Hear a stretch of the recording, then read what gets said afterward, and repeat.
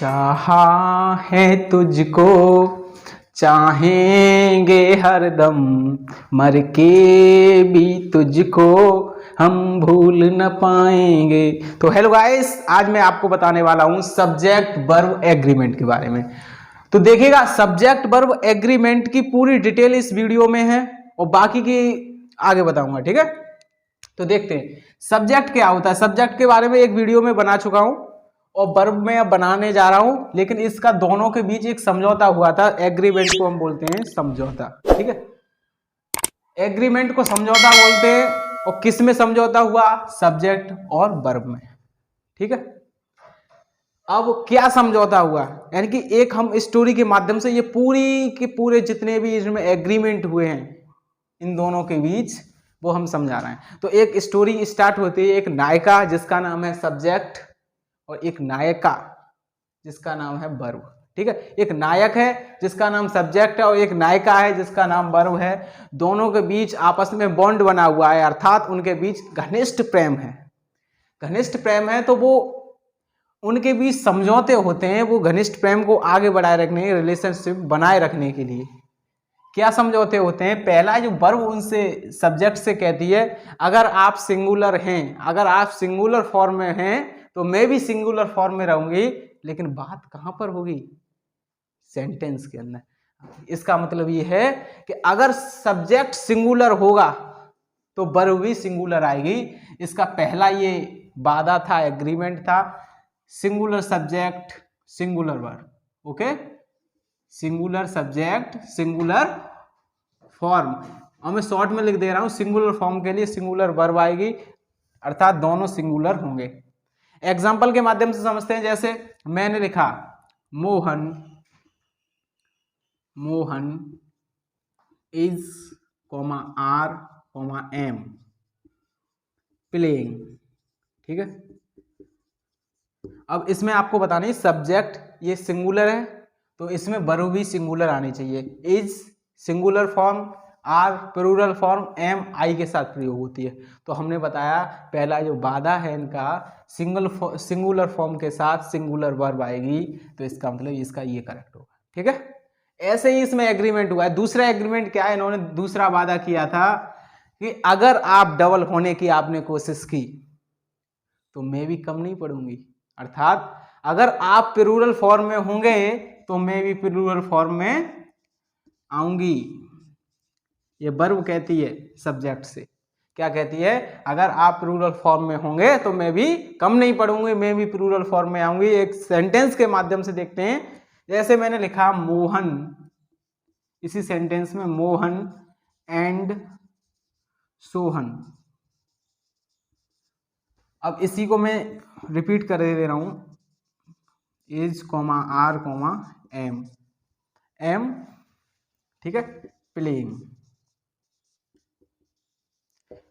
देखिएगा इसमें मोहन और सोहन दो सब्जेक्ट हैं, यानी कि प्लूरल फॉर्म में है, तो वर्ब भी प्लूरल फॉर्म की आनी चाहिए। तो इसमें आर प्लूरल फॉर्म में है तो प्लूरल फॉर्म की वर्ब आएगी। इनके ये दो समझौते हैं और उसके बाद इन्होंने एक दो और समझौते बेस्ट तरीके से किए हैं। इन्होंने पहला था, ये तो बहुत ओरली आपको पता चल गया होगा, सिंगुलर फॉर्म के साथ सिंगुलर वर्ब, प्लूरल फॉर्म के साथ प्लूरल वर्ब, ठीक है।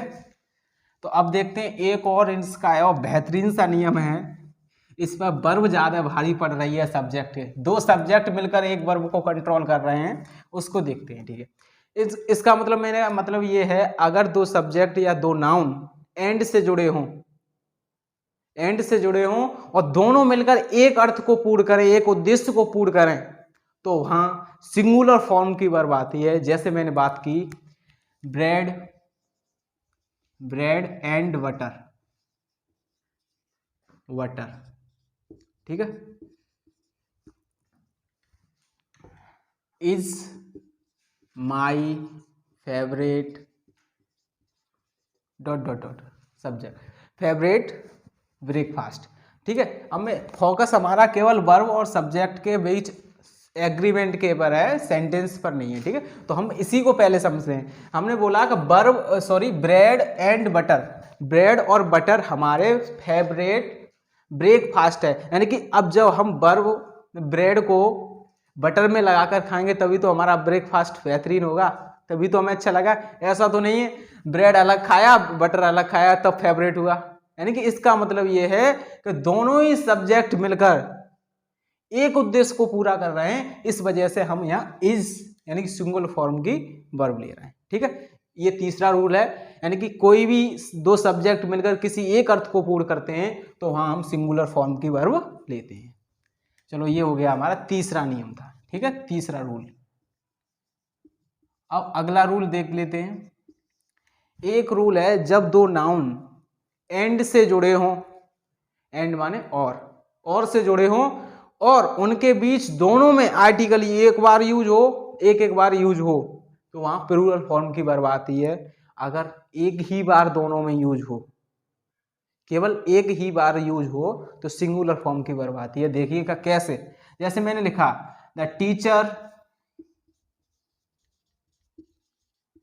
एंड प्रिंसिपल, ठीक है। अब यहां पर हमें कॉमा यूज करनी is comma are comma am. दूसरा सेंटेंस में लिख रहा हूं द टीचर एंड प्रिंसिपल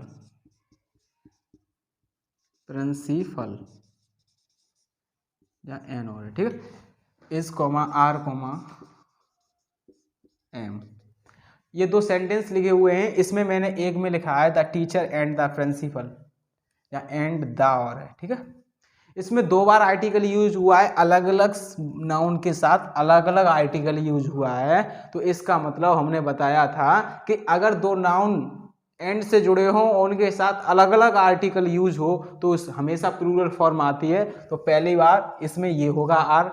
अगर दो नाउन एंड से जुड़े हों और उनमें केवल एक ही बार आर्टिकल यूज हो, यानी कि जैसे कि इसमें दाव यूज हुआ है, एक ही बार, दो नाउन हैं एंड से जुड़े हुए हैं, तो ऐसी कंडीशन में हमेशा सिंगुलर फॉर्म वर्ब आती है। इसका रीजन ये है कि दोनों टीचर और प्रिंसिपल एक ही है, वो टीचर भी है और प्रिंसिपल है, यानी कि टीचर और प्रिंसिपल वर्क एक ही व्यक्ति वर्क कर रहा है, तो इसका मतलब सिंगुलर फॉर्म भी आएगी। तो ऐसे ये रूल है एग्रीमेंट में। ये 4 समझौते मैंने बताए, अब बाकी के समझौते रह गए हैं वो अगली वीडियो में बताऊंगा। इसके लिए आपको धन्यवाद। अगर वीडियो अच्छी लगी हो तो चैनल को सब्सक्राइब करें, बेल आइकन को प्रेस करना ना भूलें।